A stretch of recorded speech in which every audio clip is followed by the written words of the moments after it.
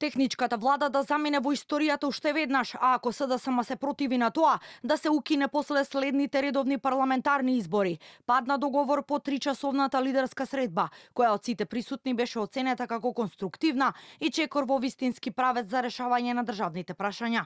Мицкоски, Касами и Минчев наместо Димитриевски од власта, Ахмети и Апасиев од опозицијата седнаа на маса. Столчето за лидерот на СДСМ Венко Филипче остана празно. Предвремени парламентарни избори воопшто не биле тема. Дециден беше премиерот Мицкоски по средбата, а сите се согласни дека е потребно што побрзо да се донесат реформските закони.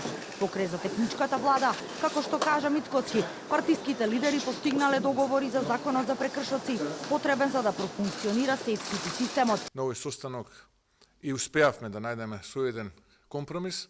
Тоа е законот за прекршоци, за да може Safe City или безбеден град да започне да функционира од 1 февруари од оваа година, онака како што е планирано, со носењето на овој закон, кој што ќе повторам е двотретински, за истиот не е потребно Бадентерово мнозинство, туку е двотретински закон.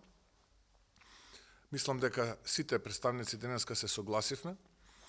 За техничката влада, сите денеска присутни се согласивме. Имаше сугестија од еден од присутните да се направи консултација со меѓународната заедница, но генерално сите се согласивме дека техничката влада треба да замине во минатото.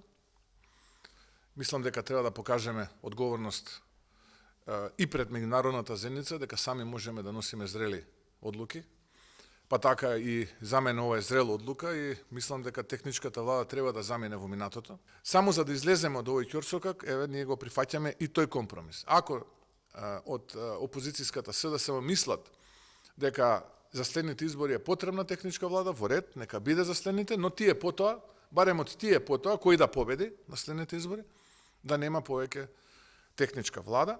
Мицкоски и Ахмети на дополнителни тет-а-тет средби ќе ги решаваат прашањата кои се важни за лидерот на ДУИ. Кажа тој по средбата, Ахмети е за една изборна единица, но со изборен прак од 5% и отворени листи. За изборот на нов народен правобранител, кој зависи од Бадентеровото мнозинство во собрание, решение според Ахмети ќе бараат координаторите на пратеничките групи. Прашањето за техничката влада, ние сме на ставот дека треба да се консултираме дополнително со меѓународната заедница, со оглед на тоа дека Насер Зибирев бил ваш кандидат и предложен за народен правобранител, зашто вие сега како политички субјект не го поддржувате актуелниот предлог за народен правобранител. Одговорот е бидејќи не се одвивале потребните консултации, а демократијата вклучува и офаќа определени протоколи како обврска. Договорено е до јуни да се донесе нов изборен законник, кажа лидерот на Левица Апасиев, а Касами рече дека како представник на Вреди се заложил да се овозможи гласање на диаспората.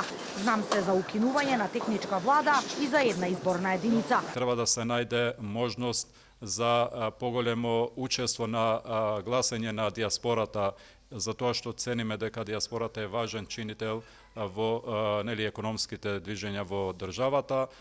Исто така се отворија теми околу изборните единици, но тука немаме ние појасен став дали е една, 3, сегашните 6 или па има и предлози за 8, но тоа што е најважно дека како и да се одлучи, ако се одлучи за една изборна единица, ние сме за да имаме отворени листи. Начелно е договорено до крајот на пролетта, значи некаде јуни месец да се донесе нов изборен законник. Се дискутираше за модалитетите. Една изборна единица со или без изборен цензус, отворени или затворени листи и комуникацијата ќе продолжи на ниво на координатори на пратенички групи во собранието со некои од министрите во влада. Во однос на законот за влада и прашањето за техничката влада, односно така наречената пржинска влада, ставот на знаме јасен, таа треба да биде укината. Техничката влада беше воведена како привремено решение во специфичен политички контекст и со една јасна цел – обезбедување фер, демократски и слободни избори во време на политичка криза. Таа цел е одамна исполнета, задна се неколку успешно спроведени изборни циклуси. Во врска со отсуството на Филипче, премиерот Мицкоски оцени дека СДСМ се само исклучила од лидерската, а тие како влада, како што рече, нема да толерираат неодговорно однесување.